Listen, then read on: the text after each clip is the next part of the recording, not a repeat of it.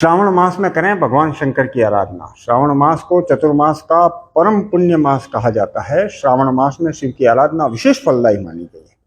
श्रावण मास वस्तुतः शिव आराधना का मास है और भगवान शंकर को अभिषेक परम प्रिय है तथा श्रावण मास में स्वयं देवराज इंद्र भगवान शंकर का अभिषेक करते हैं। श्रावण मास में भगवान शिव की आराधना, उपासना, व्रत करने से व्यक्ति को दीर्घ आयुष्य की प्राप्ति होने के साथ साथ निरोगी काया और स्वस्थ शरीर प्राप्त होता है। भगवान शंकर को महाकाल कहा गया है।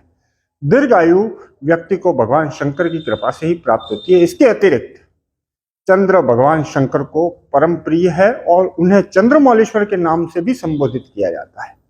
चंद्रवार अर्थात सोमवार को शिव आराधना मनोवांछित फलों को देने वाली बतलाई गई है। श्रावण मास व श्रावण के सोमवार को जो व्यक्ति शिव की आराधना पूरे मन से करता है, देवादिदेव महादेव उन्हें मनोवांछित फल प्रदान करते हैं। विभिन्न द्रव्यों से भगवान शंकर का अभिषेक करने से व्यक्ति की विभिन्न प्रकार की इच्छाएं, विभिन्न प्रकार की मनोकामनाएं पूरी होती है। पुराणों के अनुसार समुद्र मंथन भी श्रावण मास में ही हुआ था। उस समय समुद्र मंथन से 14 प्रकार के तत्व या 14 प्रकार के रत्न निकले। इनमें से 13 तत्वों व रत्नों को देवताओं व दानवों ने आपस में मिलकर वितरित कर दिया। लेकिन उन तत्वों में से एक तत्व हलाहल विष भी निकला। वह हलाहल विष भगवान शंकर को दिया गया है। हलाहल विष भगवान शंकर ने अपने कंठ अर्थात गले में धारण किया। इससे भगवान शंकर का कंठ नीला पड़ गया। इससे भगवान शंकर नीलकंठ कहलाए। परंतु उस जहर की गर्मी इतनी अधिक थी कि देवताओं को जहर की गर्मी शांत करने का कोई उपाय नहीं सूझा।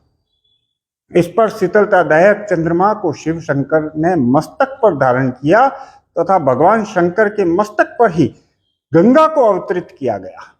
उस पर गर्मी कम नहीं हुई तो सहस्त्र जल की धाराओं से भगवान शंकर का अभिषेक किया गया। तभी से भगवान शंकर पर जल चढ़ाने की परंपरा व धारणा चली आ रही है। जल के अतिरिक्त दूध, दही, घी, गन्ने का रस, शहद, गंगा जल, आमरस, शर्करा अर्थात शक्कर आदि विभिन्न द्रव्यों से शिव का अभिषेक विभिन्न कामनाओं की पूर्ति के लिए किया जाता है। आइए जानते हैं कि कौन से द्रव्य से भगवान शंकर का अभिषेक इस कामना की पूर्ति करने में सहायक है।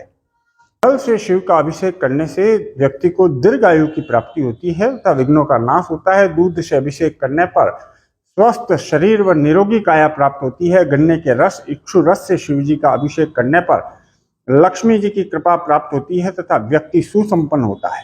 इत्र अर्थात सुगंधित द्रव्य से अभिषेक करने पर व्यक्ति कीर्तिमान होता है। शर्करा, शक्कर से अभिषेक करने पर पुष्टि में वृद्धि होती है। आम रस से अभिषेक करने पर योग्य संतान प्राप्त होती है तथा गंगा जल से अभिषेक करने पर मुक्ति या मोक्ष प्राप्त होता है। घी से शिव का अभिषेक करने पर संपन्नता आती है। तेल से अभिषेक करने पर विघ्नों का नाश होता है और सरसों के तेल से श्रावण मास में शिव का अभिषेक शत्रुओं का शमन करता है।